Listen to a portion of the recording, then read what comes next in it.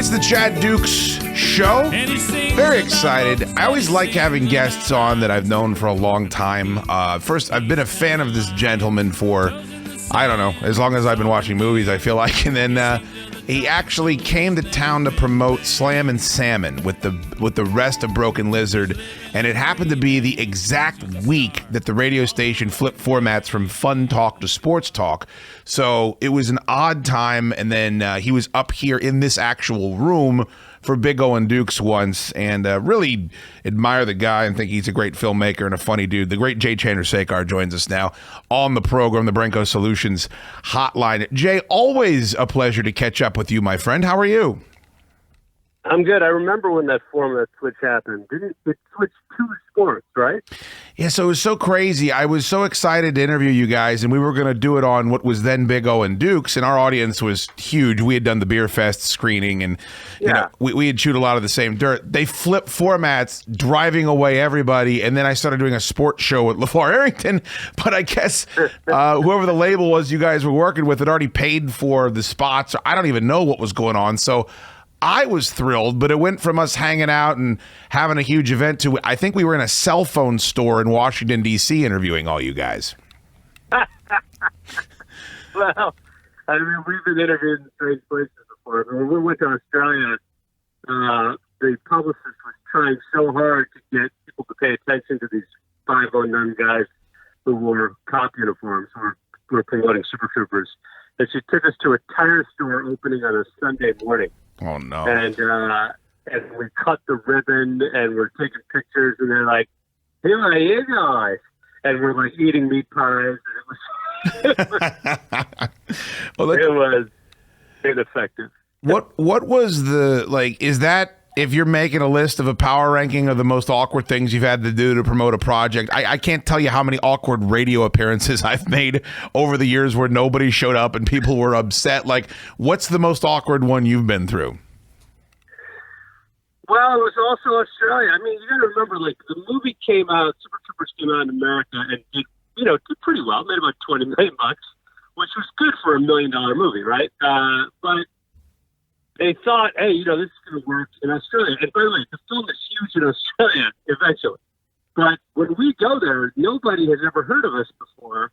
And so they're like, they're just trying to get as much whatever press as possible. Sure. And so they took us to a mall in the morning at about 11 a.m. And they had about a 6-inch stage built in, like, the food court. And a guy in a tuxedo got on stage and gathered all the women and their small children who were not in school and said, "Ladies and children, welcome to Super Troopers from America." And we walked on stage in our uniforms because they dragged us around that country in our uniforms. And people, I mean, smattering of applause was invented for that moment. I mean, it was taking pictures with, like, 3 or 4 or 5-year-olds. It was nonsense. How much different was it? Super Troopers is now ubiquitous, and then you write the sequel, you finally get it done after years. What was it like? Because now you've had television shows, everybody's trying to cut. I mean, I feel like there's been entire empires built off of ripping off the gimmick that you guys came up with. Yeah. How much different was it promoting 2 as opposed to 1? Well, it was great. I mean, I was on the Tonight Show with Fallon, and I was on Colbert. Like everybody who runs all the shows, they're all comedy fans. So they grew up and watched our movie, and they're like, "Oh my God, they're going to come in with a mustache? It's great." So it was vastly easier, and more fun. I mean, like obviously the film is, when you're working a sequel, you got to be ready to sort of kind of, because the original, look, I don't tend to see sequels because in my heart, the original movie has such a prominent place. And I'm like, well, I used to smoke a lot with my friends right there. I didn't have a job. All these things were perfect for me loving that movie.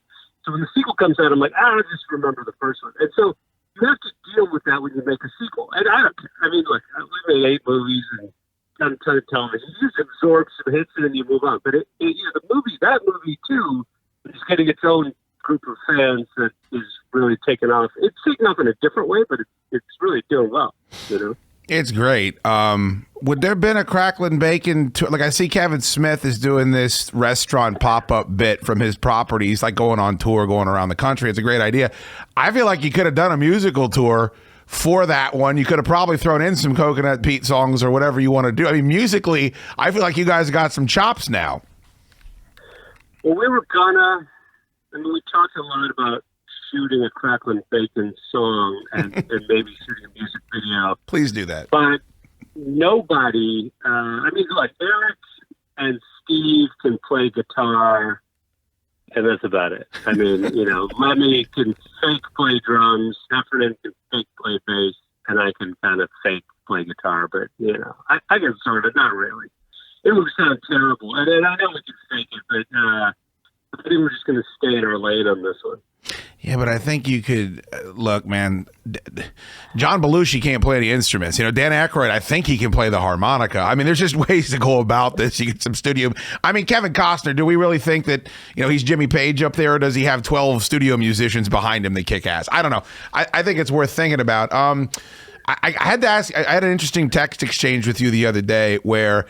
I love Club Dread. I started a Club Dread tribute band. I just think it's funny. I thought it was ahead of its time as far as meshing horror.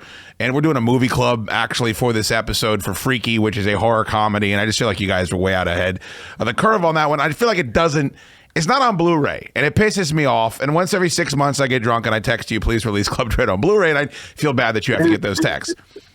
But I took a I'm not the guy in charge of what films go on Blu-ray. Okay. I get that. It's probably Stolhansky. I probably should send him those tickets.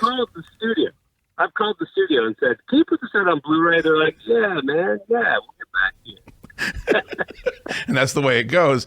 But you guys put out a 7-inch record of Bill Paxton, who is the best, performing all of those songs a couple years back, and it was tremendous.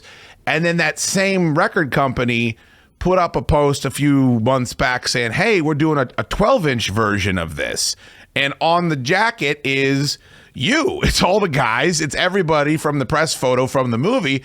So I sent it over and I said, hey, man, I'm a little pissed. I have a band that covers these songs. I really wish you would have let me know this was going down. And your response was, where the hell did you see this? I got no knowledge of what's going on here. Someone's ripping us off. Does that happen all the time? How did that take place? Well, I don't know. Like, the truth is, I'm not in charge of that portion of our merchandise. And so, right after you sent that text, Eric Stolhansky sent me a text and said, do you want the new Coconut Pete album? And I was like, oh. I guess it is us, right? And so I said, sure. And then, so then they sent me a couple of them. And then I'm like, I don't even have a record player. But if you want, I'll send you one or two or three or whatever. Well, no, I'm gonna buy it. I like to support what you guys do, for God's sakes. I want you to continue to make content. I'm dealing with certain portions of our merch, which is really related to this company, The Chive. I don't know if you know that. They're of course. Yeah, you know the Chive. So they sell Bill Murray swag, Chris Farley swag, and Broken Lizard swag.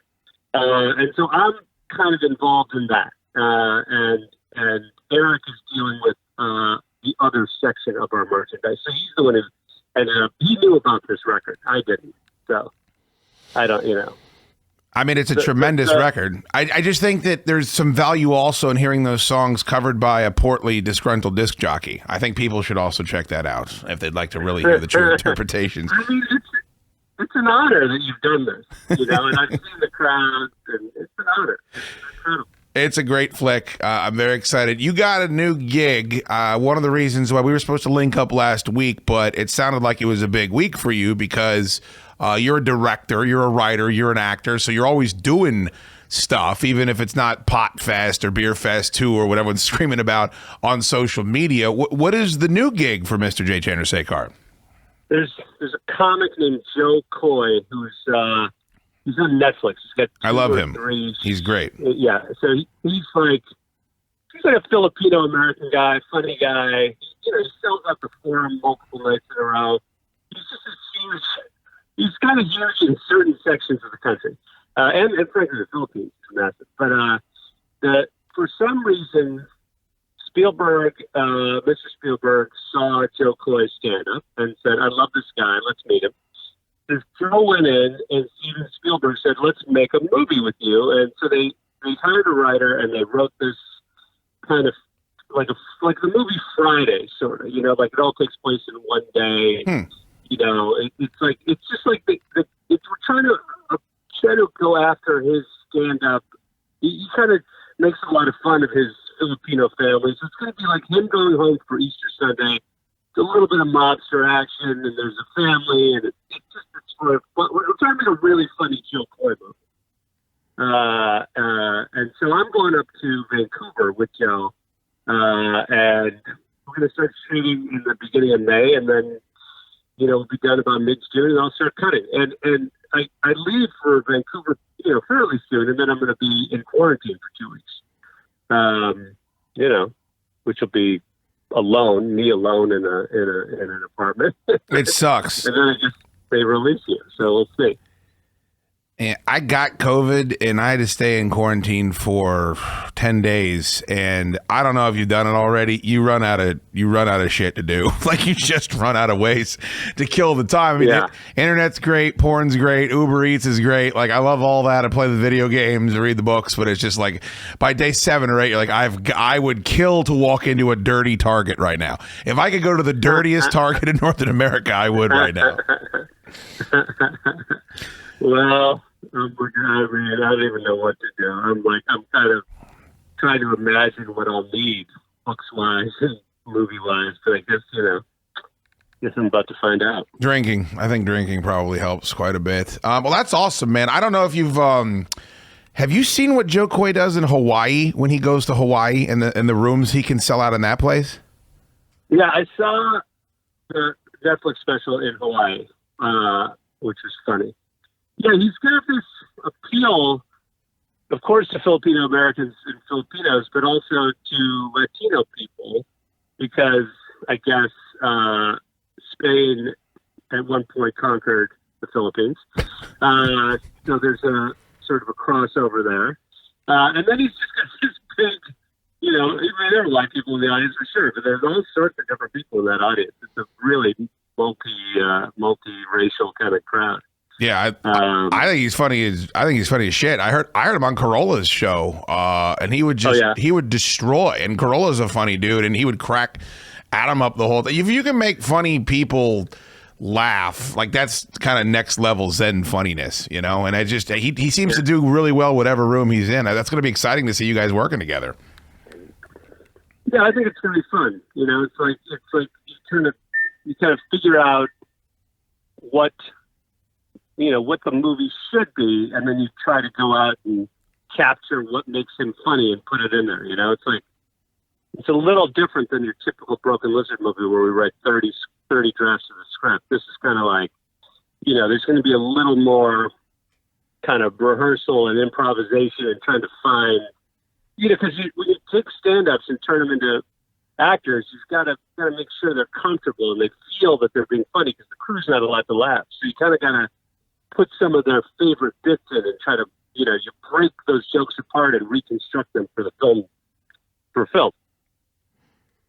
Jay, Dotson here from the movie show. One thing I love about your projects is the way that the fans rally behind them, like during production and all of that, with the Kickstarters and, all of the love and support that went into making Super Troopers 2 from the audience that you and the guys had already built. It was awesome. Now we're in a weird timeline where no Kickstarters, no real interaction with the creators, such as yourself. But we see these fans and kind of what they've done with Warner Brothers, and now we're in this space where Zack Snyder's Justice League is hitting HBO Max in a couple days. Something that has been some weird internet trend for years at this point. What does that mean to you as a creator who has had these experiences with his audience, and how it can lead to new projects and new endeavors? Well, I mean, let's be honest. I feel bad for filmmakers whose major films are finished and waiting now, because it's everyone says, oh, it's fine, I just gotta watch it at home, and it's nonsense. I mean, it's like these big films should be out in front of crowds, and so should, frankly, our films, comedies. They should be. And they will be again, by the way. This is just, I know everyone thinks that this moment is the moment that'll last forever. It's not. I mean, in my opinion, as soon as this COVID's really done, there's going to be, watch and see if the orgy movement doesn't pick back up again. People are going to be intentionally unclean, right? That's going to be the new hit. And movies are going to come back. They're gonna, because we're social animals. It's just a reality. But to have a movie come out and build and make and put it out on a streamer, every one of those filmmakers is feeling really sad inside. I mean, Kristen Wiig's movie's coming out on that way, and that movie made over $100 million in the theaters. It's like, come on. I mean, it's a bummer. It's a bummer. But it is what it is for the moment. You can also just wait and wait till September and keep your life on hold. But the truth and the reason I think I'm right is because the truth of the economic model of theaters is it's sound. If people go, then the home video is worth X dollars more and the airplane's worth more. We have a system built on theatrical success. So if we can get people back in, they're going to certainly try. I mean, I believe it'll happen. Everything's cyclical. Jay, when it comes to retro stuff or politics or music or whatever, like we had glam rock and it begat grunge, and we had all this dance music and then it begat gangster rap. Like there's an ebb and flow. You were hating on, for lack of a better way of describing it, superhero movies before it was kind of cool. I thought there would be some pushback at some point, Dane Cook-like, to just the oversaturation of the superhero movie. But as Dotson just pointed out, the biggest news in movies right now is a recut of a movie that didn't live up to expectations, critic-wise or finances, being released on a streaming service. Up is down, dogs and cats living together, mass hysteria. Are you at all surprised now that it's been well over a decade of all superhero movies all the time, and if anything, it's gotten bigger with these television shows that are now streaming everywhere? Like, do you ever see the tide going back out? Human beings, and I'm guilty of it too. When I walk around, I constantly think of what it would be like if I had little superpowers. Like you could fly around a room, or you could turn back time. We're all attached to this idea. So I think ultimately it's why it's popular. I mean, it's also like new kids come through the system every few years and they're like, Superman.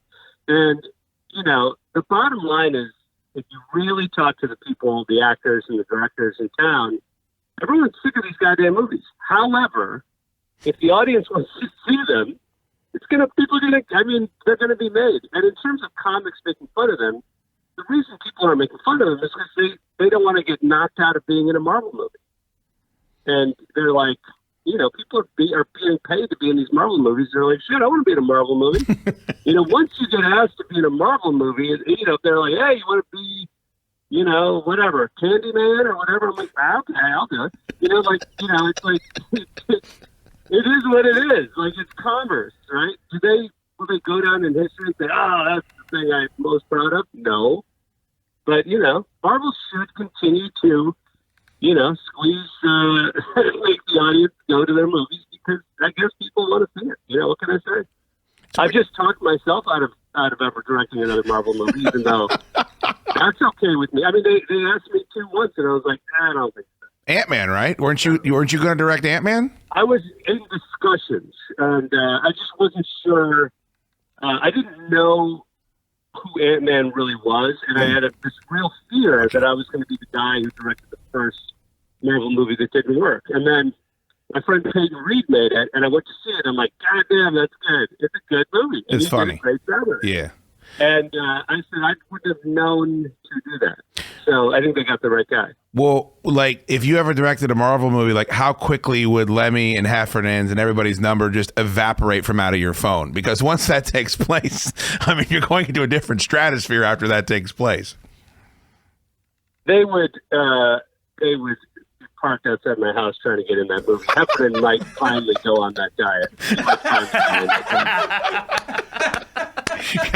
Guy shed 60 pounds, comes in with abs because he wants to be Candyman. Oh, that's funny, dude. You had a really funny moment. Cloris Leachman in Beer Fest was one of the funniest parts of the movie, and you had a really funny tweet. People should be following you, of course, but if they weren't, I was hoping you could tell that story here. Of course, she just passed away very recently. It sounded like you guys had a very interesting ritual on the set of that movie. Well, first of all, I mean, she won an Oscar, and she was, when she first started, I think she was a beauty queen, and then she became an actress, and she's a really great actress. And she's also in her youth was like this, she was cast as the beautiful woman in the movie, and she continued to have this sexuality about her that was really alluring, I thought. But she just started flirting with me and made jokes about my big brown lips from Super Troopers, which was cool for like a 70-something-year-old woman. I'm like, that's funny. And she's like, can we kiss those damn things? And she would lean up and kiss me. And I was like, that's awesome. I mean, those lips kissed the Oscar, and they're now kissing me. And she's a fox. And then it became an everyday thing. She's like, let me kiss those lips of yours. And she's like, I'm not working until I get my kiss. And then we would kiss. I mean, this went on for a month. We'd kiss every day in front of the crew, and it would eventually, around like the final week, she started sticking her tongue in my mouth. Oh, wow. And these kisses would last, honestly, 15, 20 seconds, 30 seconds. They would, and we'd kind of make out. And then she's like, all right, I'm ready. Let's roll camera. And I was like, I loved it. I loved it. And granted, look, you can call that a Me Too event, but I was a willing participant. Absolutely, the willing, definitely. I think anybody would be, if nothing else, for the story. But she looked good in the braids too. You guys did a good job with wardrobe in that movie as well. Here's a bit. What is the next in your universe? Everyone's always asking Super Troopers 3, Beer Fest 2, Pot Fest. You know me. I definitely want you to dip the toe back in. I want a Broken Lizard cinematic universe. I think you can get everybody from Club Dread in a beer drinking competition with everybody from Super Troopers. I think it's there, and the community is ready, willing, and able, but I'm not telling you how to make the funny. What is the next thing you guys are working on collectively? That's such an interesting idea, like to do a mashup of our own films where we play our own parts. It would kill. A good idea. Yeah, it would kill. Oh my God, that's such a funny idea. Maybe we'll figure that out. Dude, hold on a second. I texted this to Stolhansky once, and he said it was a great idea. I know he didn't read it. But seriously, for Beer Fest 2, you have, Carl Ramrod shows up. Like, it would be so easy. It's just another drinking competition. All of your movies are about getting fucked up. I mean, they all just walk out into this massive competition, and, they all find their way to the finals, and you got to pick a side. I think it's a no-brainer. You could very easily get this done. It's really a funny idea. So, I don't know. For writing Super Troopers 3, the next film we make is a film called, well, it used to be called Q before these QAnon fuckers took that. Right. But it's called, I don't know, it's called something other than Q probably, but it's set in the 16th century France torture chamber, and there's a hunchback and a king and a pope. I play the king of France, and it's sort of an attempt at Python. And, it'll it's going to be. We've written it pretty well. I think we've written it to the point where I think we can accomplish what I think is a fairly high risk endeavor, but I think it's going to work. Jay, the way the word, I love that. The term fan service is being thrown around all the time now. You see it all over, like the big blockbusters. Star Wars is criticized of it. You see the hashtags that got this Justice League recut up and released to the public. Are you guys feeling that type of pressure when you're doing Broken Lizard work? Gotta be. I mean, I have to imagine, but you also seem to just have such a great relationship with your audience, especially with the Kickstarters that came through and all of that. I'm not sure the phenomenon you're talking about. You're saying like you're betraying the fans? No. It's the opposite of that. They're caving into the fans too much, in the Mandalorian show, it's like we've got to put this. The internet loves this character. We've got to crowbar this character into this show because everyone will be happy. And then every time you come on a show, you have to ask a question about the next Super Troopers, the next Beer Fest. I was excited to see, hey, you're trying something completely unique. I mean, that must be difficult to do when you guys have the franchises you have. Yeah. I mean, it's not that we don't care about the fans. It's that we don't care about them. We have always operated from the idea that if we, whatever, smoke or drink or even hang out and laugh about something, then there will be other people out there who will also feel the same way. Like, we very much feel that if we found it funny, then other people will. And so that's sort of we feel like we're mainlining our sense of humor into the fans' vein because they like it. Everybody likes whatever, cocaine, heroin, weed. Well, we all like that, right? I mean, but we like this joke, and we think everyone else will like that joke too. So that's how we approach it. We'll never do anything for popularity. In fact, we'd probably do the opposite. We're stubborn that way. We're like, we'll tell the story, and then you guys react to it. Yeah, I mean, that makes sense, but also, I don't know, man. Like, I don't approach what your collective is, but it's nice when people like stuff that you do. And one of the things I've always liked about you and your group is that so many people are like, I don't want to do this anymore. I'm sick of this. Like Idris Elba came out and said he hated being in the Thor movie. It's like, well, I get that, man, but people love you, and being beloved is not something everybody is. And so I always kind of like the fact that when people embrace the fact they're beloved for X, Y, and Z, and I can't imagine how many Super Troopers, mustache rides, all the stuff, like you signed the books with all of it. It's nice to see you guys and you individually kind of appreciate the fact that you're beloved for all of these creations. Well, first of all, it's incredible to have women walk up to you on the street and say, I'd like a mustache ride, right? I mean, that is for an Indian guy who grew up in the Chicago suburbs, I mean, that's a miracle working right there, right? I mean, that's something special.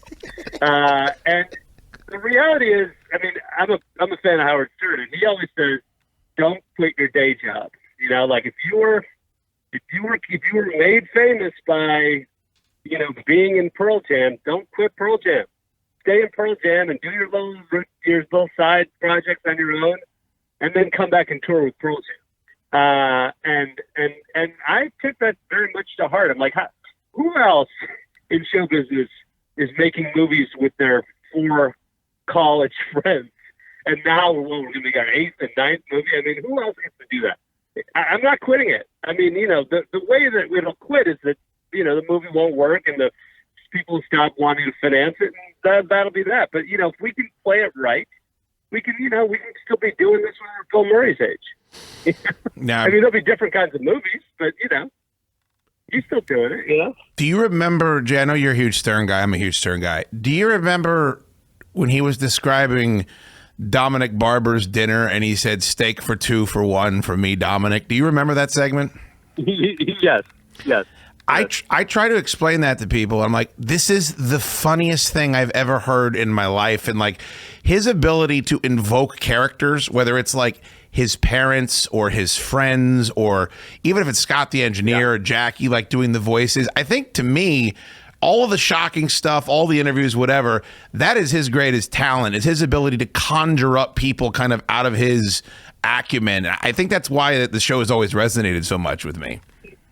He's he's a stand-up who doesn't really want to admit it, right? He's like, I could never do that on the stage. Of course he could. I mean, he does for 4 hours at a time, right? I mean, and granted, he has a great writing staff. I know some of those people, and they set it up so beautifully, and they work really hard to make it feel effortless and spontaneous. But when he does his parents who are hard of hearing, and he's doing this imitation, talking to Robin, and she says something, and he goes, "What? What's that?" And you're like, it's so funny that what is part of the invitation. It's like, it's not like he has all these one-liners ready. There's not a whole bunch of it's going to be, I can't hear you.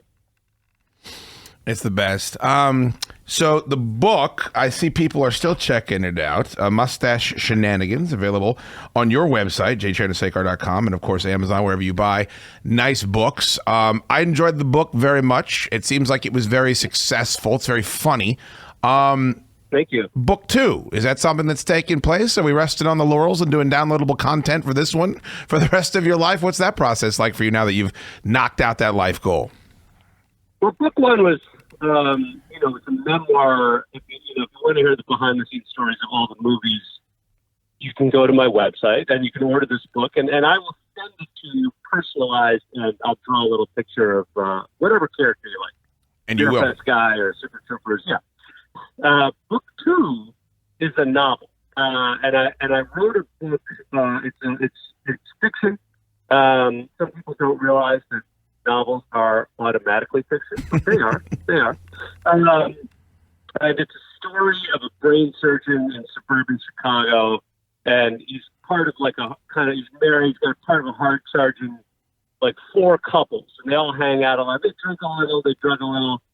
He's sort of head of neurosurgery at Northwestern, and this group of couples. There turns out to be an affair happening within the group, and it's about the discovery of the affair, the attempt to cover it up, and then so it's a super kind of sexual novel. Like I tried to write the sex like Penthouse Forum. I don't know if you ever read that kind of stuff, but it was incredibly fun. Like it's meant to be super funny, sexual, but also very honest about race and sex and power.